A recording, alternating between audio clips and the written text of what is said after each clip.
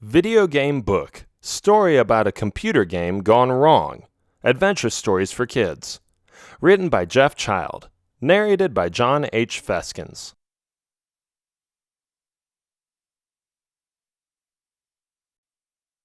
Introduction. Does Neri have it in him to change the world? At first, it doesn't seem like it. He stays in his parents' basement and wastes a lot of time playing endless video games.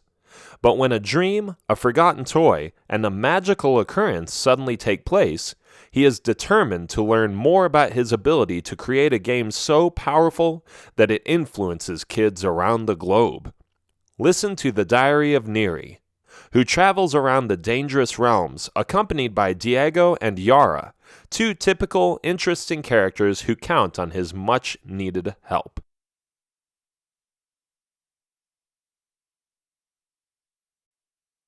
Chapter 1. Mom rebuked me. I can't say that I was proud of myself. Would you be?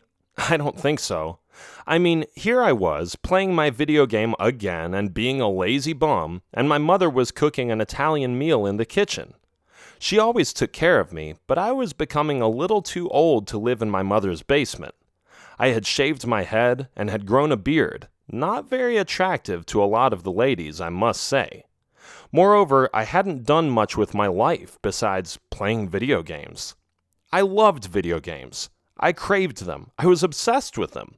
What better way to escape from the boring routine of life by having an interactive movie in which you are the hero, where you develop better language skills, storytelling skills, hand-eye coordination, planning qualities, the ability to apply different strategies, and much more. Video games aren't just cool, they are educational too. Was I an addict? That's a powerful word. I don't know how to answer that question, but I certainly loved them. The day that my life changed was no different at first. I was just sitting there, shooting aliens and chopping down the undead. My killing spree was high. The death count was enormous, all caused by my continuous determination that resulted into pressing the controller buttons. Die, die, die! I shouted at the TV. Are you finally going to do something with your life? I heard someone ask me from the main floor. Yes, Mom, I am. Just wait. You say that every day, she said, but you never pull through. It's because you ask the same question every day, I said. I need some inspiration. I don't want to end up in a factory or a fast food restaurant. I want to create something smart. Well, then start creating, she sneered.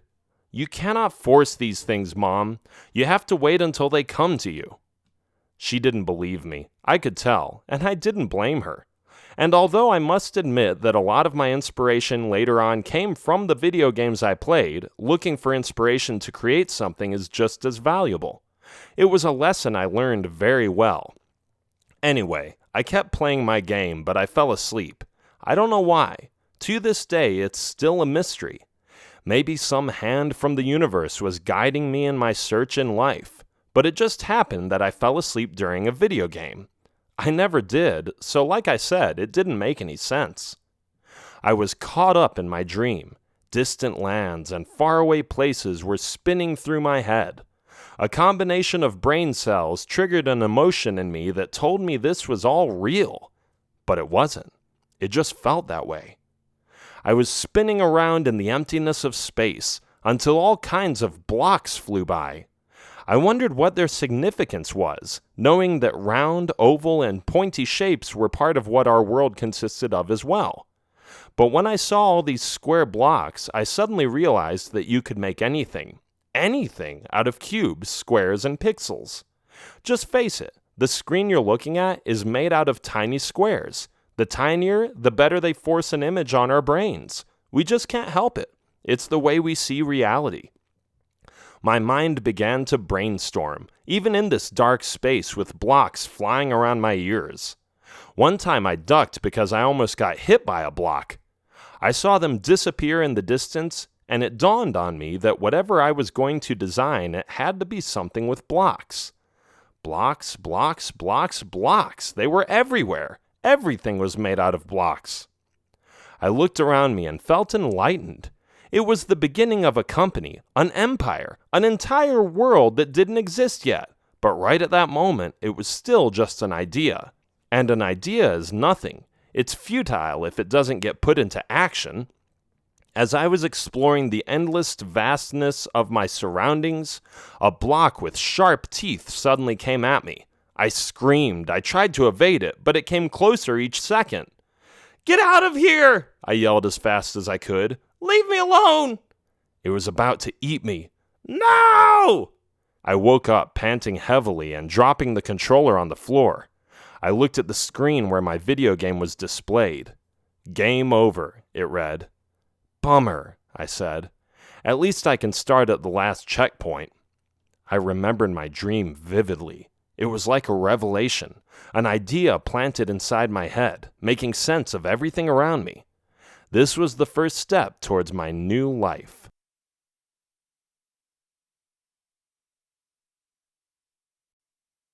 Chapter 2: The Building Game. After dinner, I was back in the basement. I wasn't finished with my video game yet, so I was eager to keep going.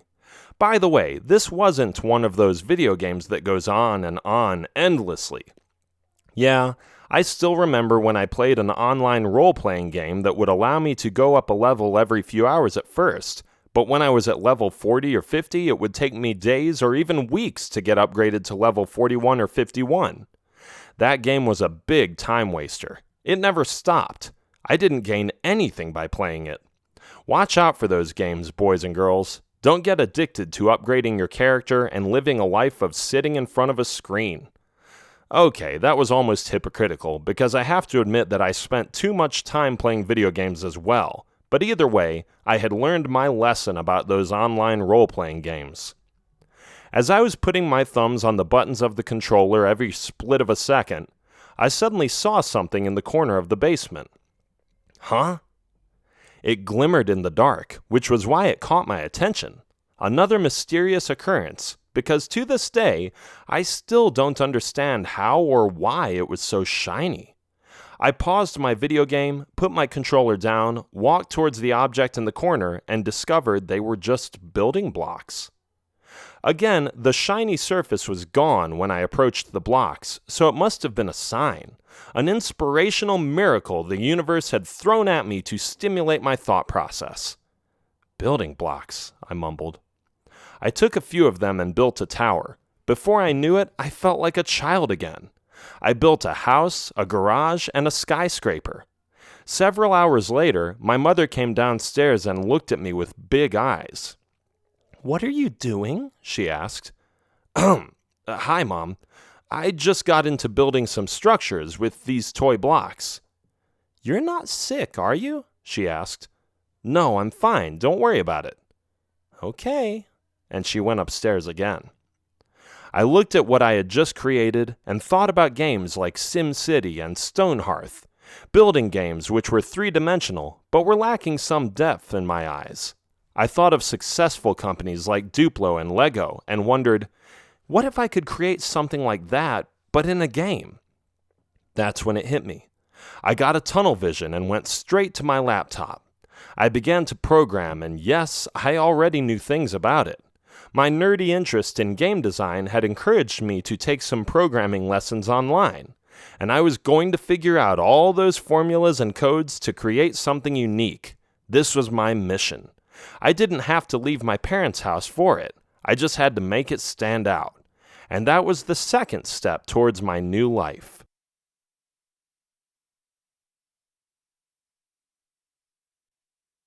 Chapter 3: Sucked Up. The third step was quite a big one, and it happened the next day. I woke up that day and ate some breakfast as usual. My brain was still scrambled, like it had always been for the first hour after waking up. Rubbing my eyes, I descended down the stairs to the basement. I turned on the TV and the console. I picked up my controller and looked at the screen. Huh? Not only was my mind scrambled, but the screen was scrambled as well. And by that, I mean all kinds of little black, gray, and white dots. They were all over the place. I didn't know what to think of it. Was the cord not connected? I went to the TV and checked all the cords. I even unplugged them and plugged them back in. I turned the TV off and turned it back on. Nothing. The console was on, the TV was on, the right channel? Yes, it was the right channel. What was happening here? I was frustrated. I just wanted to play my stupid video game. Was that too much to ask? Well, not stupid, fun. It was a fun video game. That's why I wanted to play it.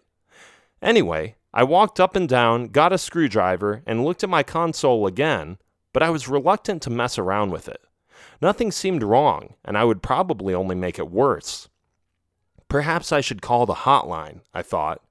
Then I could report technical issues, and they will send me a new one or guide me through the process of fixing it. I went closer to the TV as I knelt down in front of it, and that was the moment when the magic began. 2 arms came out of the screen and pulled me into the screen. Wham! I was gone.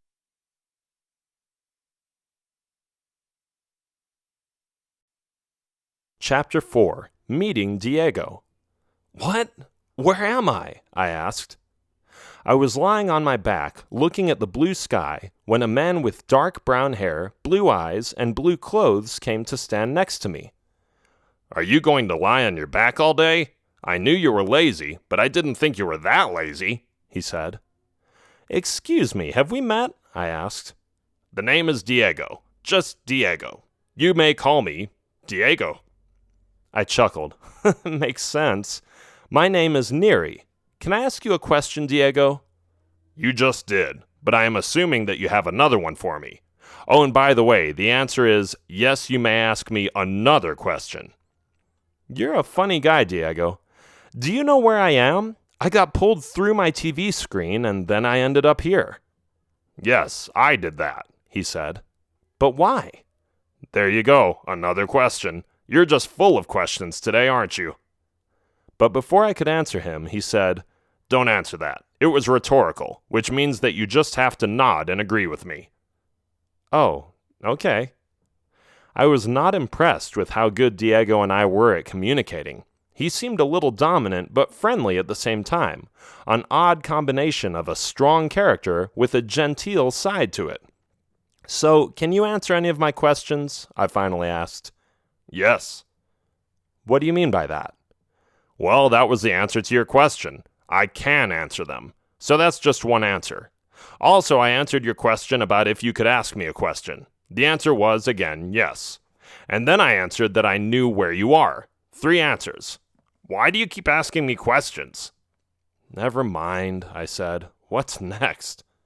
He looked at me and said, Really? I mean, seriously? Another question? Ha! Now you just asked me 3 questions. Yes, yes, and yes, Diego. I can play that game. Come on, I am trying to communicate with you. There is no time, he said, and he pulled me down to the ground. There we were, hiding in the high grass from who knew what, in a random grass field I had never seen. It was all going a little too fast for me. Then I saw what he was hiding from. It was a big black dragon with purple eyes. It flew over us, and it looked like it was searching for new victims. Where did that thing come from? I asked. Shh, Diego said. Remember what we discussed about questions. But what? It's a black dragon, okay? Now be quiet, please, or you'll give away our position. We waited and waited. Black dragon? I had never heard of such a thing, but it sounded interesting. Now, Diego said, let's run to the woods. Yara will be waiting for us there. Yara? Who is that? I am tired of your questions, Neri, he said while running in front of me. So I am going to answer the first question and not the second. The answer to the first question is yes, Yara. And the second question, you'll find out about that later. Wow, what a character that Diego. I could hardly wait to meet this Yara he was talking about. I hoped that Yara wouldn't be as annoying as Diego.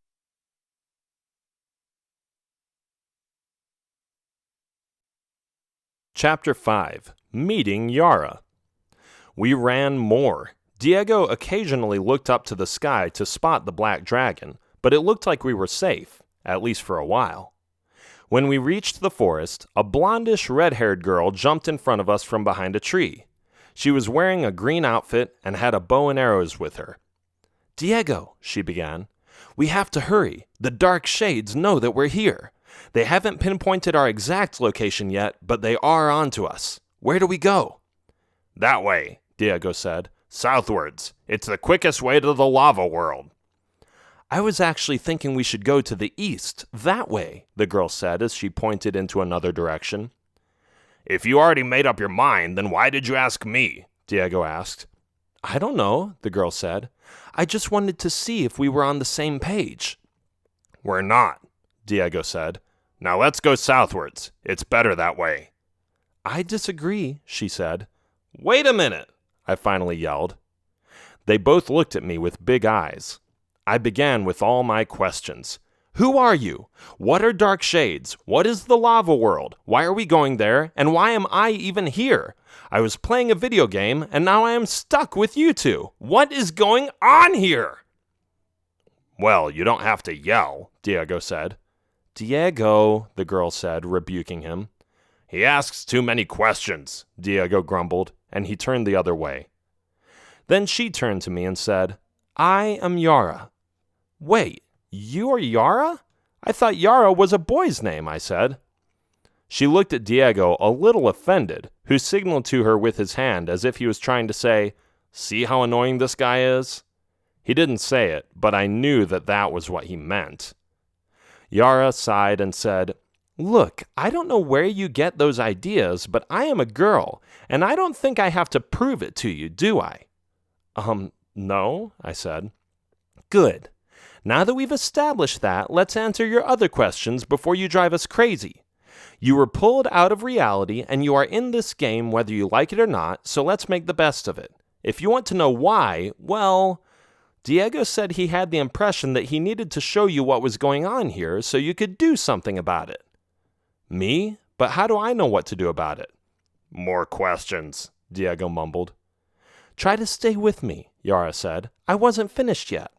The dark shades have been attacking this realm for a while now, and they are increasing in number. If nothing gets done, they will destroy this game. There will be nothing left. You have to go out there, take these ideas, and turn this game into a hit. Understood?" "But does this game even exist? What's this game called?" "More questions," Diego mumbled, clenching his fists. "Ignore him," Yara said. "He is just grumpy because I haven't kissed him yet."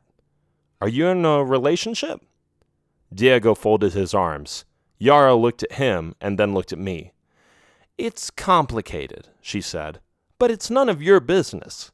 Now that you've seen the situation, we have to show you the lava world and the dark cave. That's where most of the enemies come from. We have to show you their whereabouts so you can do something about it before it's too late." "Okay, and southward is the best way?" I asked. "No, not southward, eastward," she shouted. "Let's go, Diego!" Diego mumbled some complaints and then followed after her. I could sense some friction and sparkles at the same time between these two characters. I wasn't going to ask them what had happened between them yet. She was right. It wasn't any of my business. But I was curious to see what she meant by the lava world and the dark cave. What was so scary about those two realms that made them pull me into the video game? I was about to find out.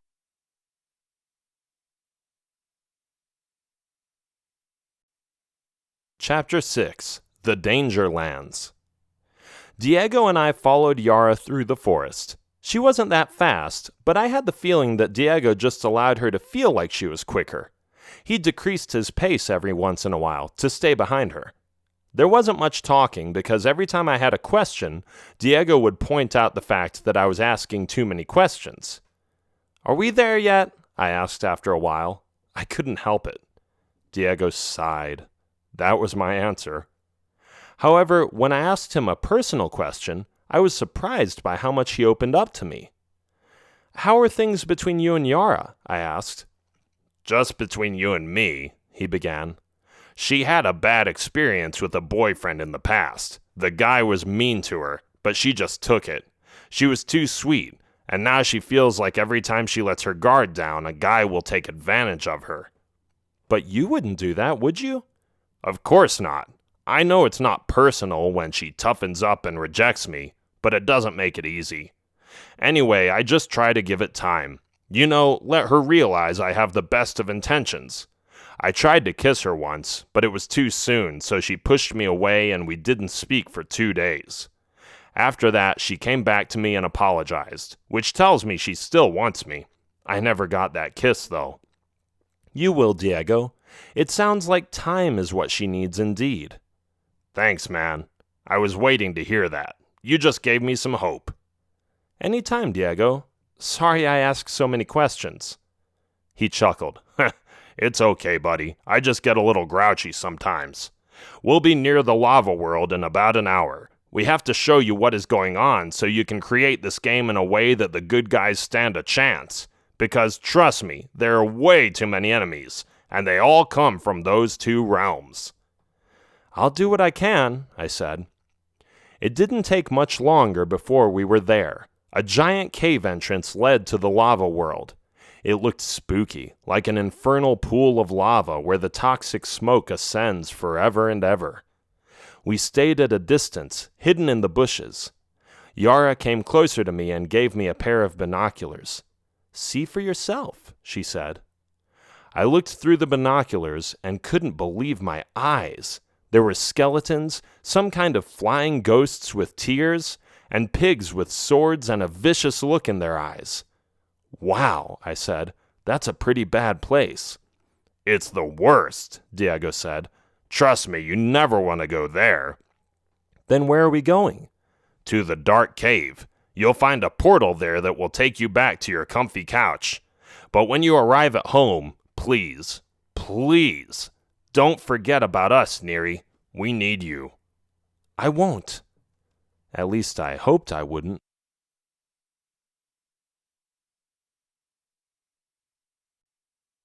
Chapter 7. The Portal. The next stop was the Dark Cave. I soon found out, after talking to Diego, that it was mostly called that way because of all the creatures there. He explained to me that there were dark shades, black dragons, and other dangerous things not to mess with. It's going to be dark, Yara warned. We brought flashlights, but you still have to watch out. Don't let those dark shades come near you. They can teleport, and they can and will attack you if you provoke them. How do I avoid that? I asked. Just don't look into their eyes. Don't look at them, Diego said. They will most likely leave you alone if you stay out of their way. I took their advice to heart when we arrived there. The dark cave was a vast, empty space, almost like another cave, but without a ceiling. There were purple plants that reached upwards hundreds of feet, and in the distance I saw some buildings. They were weird homes that looked like trees themselves. So where's the portal? I asked. It's this way, Diego said as he pointed to the right. We should be there soon. Just stay quiet. We don't know what kinds of creatures would get angry if we should disturb their slumber. I heeded their words. I was aware of the dark shades I saw around me. They were sporadically scattered across the dark cave. But the flashlight only reached so far, and when something startled me, a sound from behind me, I shone my flashlight into that direction. Big mistake. Terrible big mistake. I shone right into the eyes of one of the dark shades which made the sound. When I did that, the dark shade made a moaning noise and became very angry. "Watch out!" Yara said as she jumped towards me and pinned me to the ground. By doing this, she helped me evade the attacking dark shade, but now she was lying on top of me. Diego came towards us and saw us in this position. Yara looked at him with a sheepish face as she got up. "We'll talk about it later," Diego said, a little ticked off by this suggestive gesture. "Let's go." "Why did you have to do that? You just awoke all the dark shades," Yara said to me. I couldn't even muster the courage to say sorry. These two tough characters had shown me what a reckless, sloppy wimp I really was. They were brave and knowledgeable about everything in this realm, and I had just ruined it. Dozens of dark shades were now chasing us as we ran away, hoping that we were going into the correct direction. "Over there," Diego said after a while. "That's the portal." I saw the portal too. It was a dimmed light in the distance with a shiny surface around it. It was almost like a black mirror with a blurry content inside of it. "Jump through the portal," Yara said. "But what about you two?" I asked. "We'll be fine," she assured me. "Just go." "Good to know you, Diego and Yara," I said. Yeah, the pleasure was all ours," Diego said. "Just go already." I pretended to step inside the portal, but I hesitated before I did so. I glanced back and noticed Diego asking Yara what that rescue was all about. She told him to shut up and kissed him. Meanwhile, the dark shades were running at them from all different directions. I watched them kiss for 3 or 4 seconds before they got ready to fight them. One by one, the dark shades fell by Diego's sword or Yara's arrows. Such brave warriors.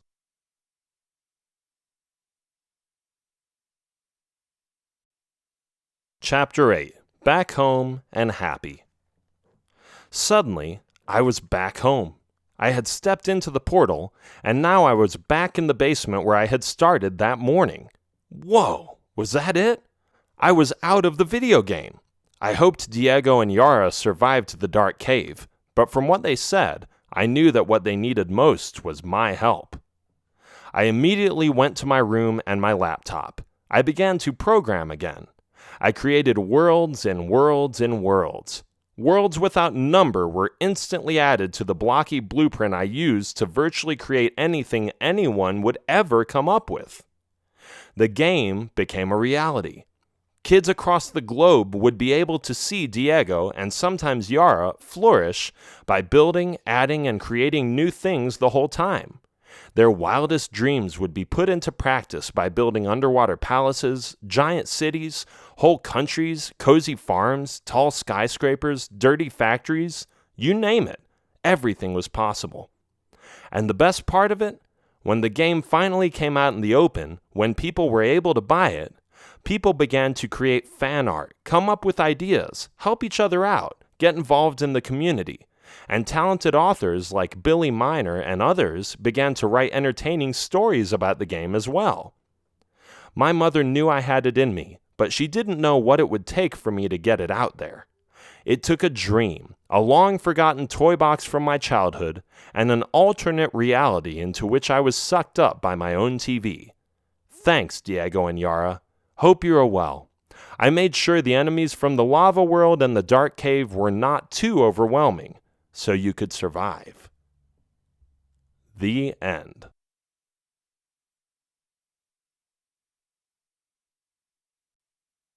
This has been Video Game Book, story about a computer game gone wrong, adventure stories for kids.